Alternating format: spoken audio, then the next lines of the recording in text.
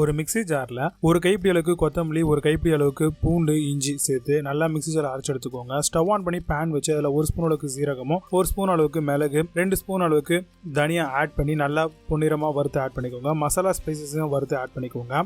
இந்த டைமில் காஞ்ச மிளகா, ட்ரை கோகனட்டு, அதுக்கப்புறம் வெங்காயத்தை ஃப்ரை பண்ணி இதெல்லாமே நல்லா அரைச்சி பேஸ்ட்டாக எடுத்துக்கோங்க. இப்போ சிக்கனில் கொஞ்சமாக மஞ்சள் தூளும் கல்லுப்பும் போட்டு நல்லா கழுவி எடுத்துக்கோங்க. ஸ்டவ் ஆன் பண்ணி பேன் வச்சு அதில் தேவையான அளவுக்கு ஆயில் சேர்த்து நம்ம ஆல்ரெடி அரைச்சி வச்சிருக்கக்கூடிய பேஸ்ட்டு ரெண்டுத்தையுமே சேர்த்து நல்லா பார்த்திங்கன்னா வதக்கி விட்டுருங்க. இப்போ வேறு ஒரு பாத்திரம் வச்சு அதில் மசாலா ஸ்பைசஸ், எண்ணெய் எல்லாம் சேர்த்து வதங்கினதுக்கப்புறம் வெங்காயம் போட்டு நல்லா பொன்னிறமாக வதங்கினோடனே 3 பச்சை மிளகா கட் பண்ணி போட்டுக்கோங்க. இஞ்சி பூண்டு பேஸ்ட்டு ஒரு ஃபுல் ஸ்பூன் அளவுக்கு ஆட் பண்ணிவிட்டு கொஞ்சமாக கருவேப்பிலை, கொத்தமல்லியை பேஸ்ட் பண்ணி ஆட் பண்ணிக்கோங்க.